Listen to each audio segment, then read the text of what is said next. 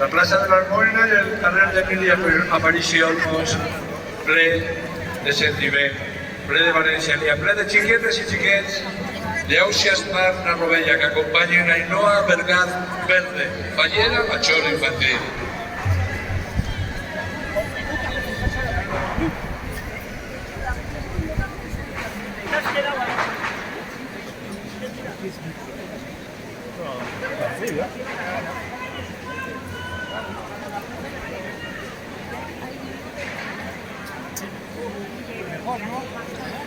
Más mejor.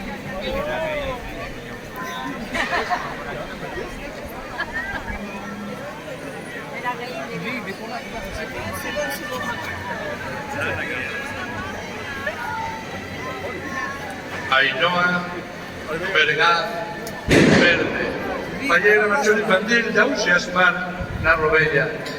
Ainhoa, que la sap, si riure o si plorar. No tingues por de plorar, són llàgrimes de sentiment, són llàgrimes de valenciania, són llàgrimes de la xiqueta reina de Safalla davant de la Mare de Déu. El moment que esperaves ha arribat.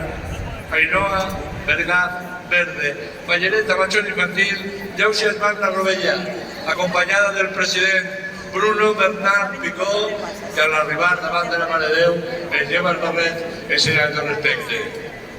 Ainhoa Vergaz i Bruno Bernat són els representants de la xicalla d'Ausias Mar, na Rovella.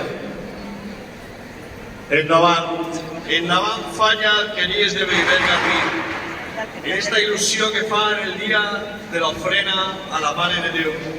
Comissió que ha tingut a bé triar com a seva fallera major a Cèlia Orduña Arnal, que arriba a la plaça emocionadíssima per veure i mirar als ulls a la nostra mareta. Ahí la tens, Cèlia. Ahí tens el teu regal, ahí tens el teu somni, un somni de dona